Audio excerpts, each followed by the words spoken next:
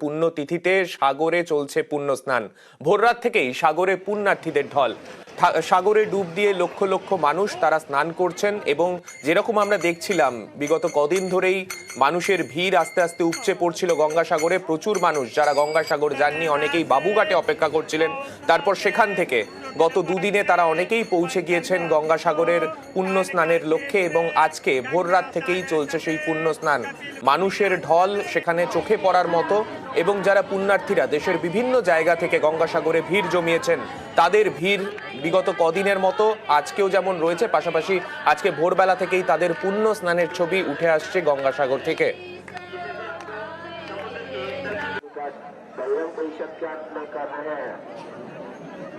আমাদের সঙ্গে রয়েছেন আমাদের প্রতিনিধি অর্পণ। আমি অর্পণের কাছে যাব। অর্পণ, প্রথমেই যেটা জিজ্ঞেস করব, ভোর রাত থেকেই আজকে পুণ্যার্থীদের ঢল সেখানে চোখে পড়ছে, কিরকম ছবি এই মুহূর্তে?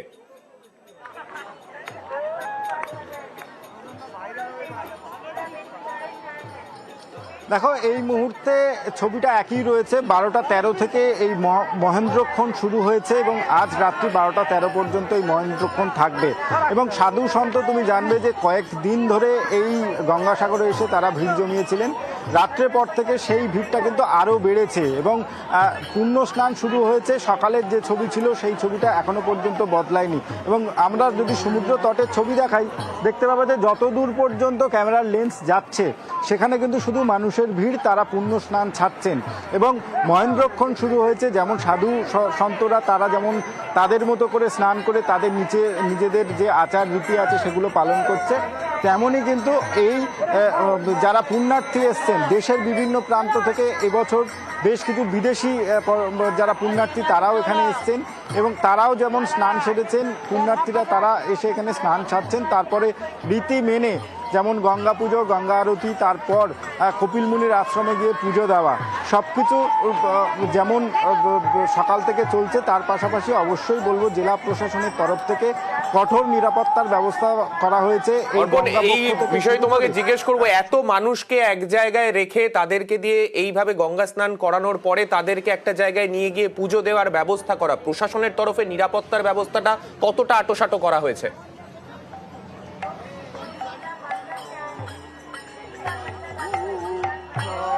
একদম নিশ্চিদ্র নিরাপত্তা বলয় তৈরি করা হয়েছে এই গঙ্গাসাগর চত্বর ঘিরে। প্রতিটা মানুষের ওপরেই তাদের নজর রয়েছে। তো মেগা কন্ট্রোল রুমে তুমি জানবে যে সাগরে বিগত কয়েক বছরের মতো এবছরও মেগা কন্ট্রোল রুম হয়েছে। সেখানে 1150টি ড্রোনের ফুটেজ সরাসরি সেখানে যাচ্ছেন এবং যারা আধিকারিকরা রয়েছেন তার উপরে তারা নজর রেখেছেন। তুমি যে বিষয়টা বললে, যেমন পুণ্যার্থীরা এসছেন গতকালের পরিসংখ্যান বেলা 12টা পর্যন্ত 65 লক্ষ এবং তারপর সারা দিন সারা রাত গিয়েছে। সেই সংখ্যাটা কোন জায়গায় যেতে পারে সেটা তুমি আন্দাজ করতে পারছো। এই 1150টি যে সিসি ক্যামেরার যে ফুটেজ যাচ্ছে তার সঙ্গে 26টি ড্রোন এই মেলা চত্বর জুড়ে কাজ করছে, তার সরাসরি ফুটেজ গিয়ে মেগা কন্ট্রোল রুমে যাচ্ছে, যেখান থেকে তাদের এই ভিড় নিয়ন্ত্রণ করতে অনেকটাই সুবিধা হচ্ছে। এবং তুমি জানবে যে বিভিন্ন লেয়ার এবং ড্রপ গেট তৈরি করা হয়েছে। যেখানেই পুণ্যার্থীর সংখ্যা বেড়েছে সেই ড্রপ গেটগুলি খুলে দেওয়া হয়েছে। তুমি যে ছবি আমাদের কাছে এর আগে তুলে ধরেছো সেখানে আমরা দেখেছি একদিকে এনডিআরএফ এর আধিকারিকরা রয়েছেন, পাশাপাশি হভারক্রাফটও বিভিন্ন ঘুরে বেড়াচ্ছে, চোখে পড়ছে। কিরকম নিরাপত্তা ব্যবস্থা ওখানে রাখা হয়েছে?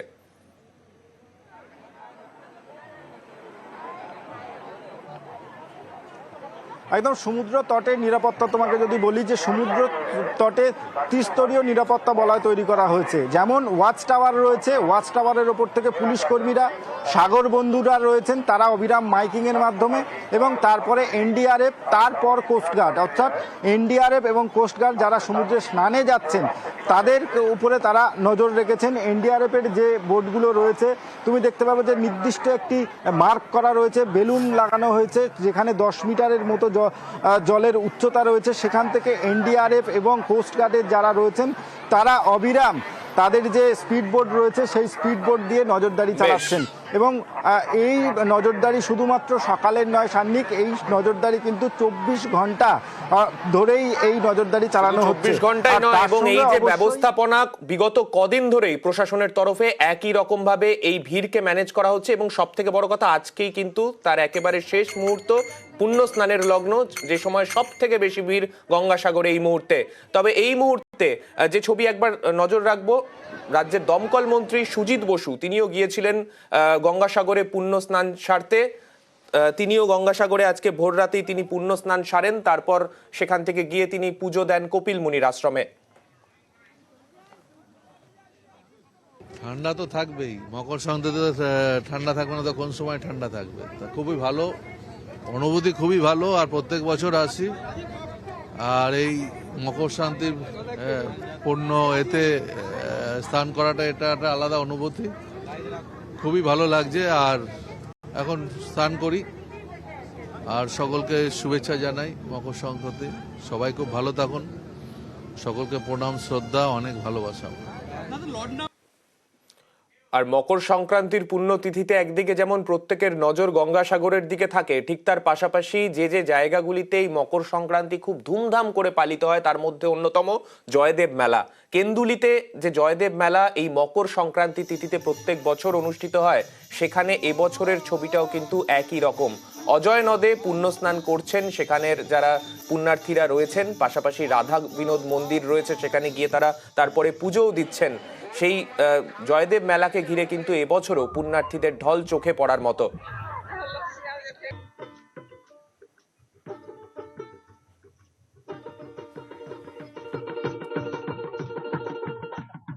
জয়দেব পদ্মাবতী এখানে পুণ্য স্নান করে এবং এই পুণ্যফানে স্নান করলে মানুষের রোগ ব্যাধি পুণ্যফল 16 আনা হয় এবং এই যুগ যুগ ধরে এই স্নান করে, ভক্তরা স্নান করে। এই আজকের দিনে স্নান করলে তার রোগ ব্যাধি ভালো হয় এবং তার সংসারে অশান্তি থাকে না এবং দুঃখ দুর্দশা দূরে দেয়। সারা বিশ্বের লোক আসছে।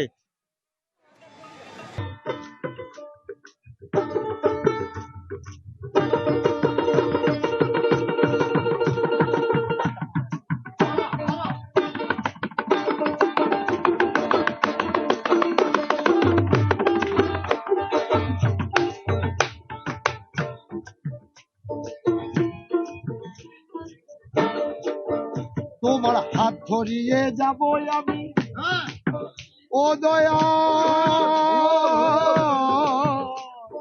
মন আমার, এই মনকে বোঝাবার জন্যই গান। মন তো মানে না, মন বোঝে না। তোমার হাত ধরিয়ে যাব আমি, আমার যা কিছুই অপরাধ ঘটে গুরু গো সামলাবে তুমি, ও দয়া গুরু আমার। তোমার হাত ধরিয়ে যাব আমি, আমার যা কিছুই অপরাধ ঘটে গুরু গো সামলাবে তুমি। ওই আমার মা গোসাই হয় অন্তর্যামী, ওই আমার মা গো, আমার মা গোসাই হয় অন্তর্যামী। সাধনের সব ভাষাই বোঝে,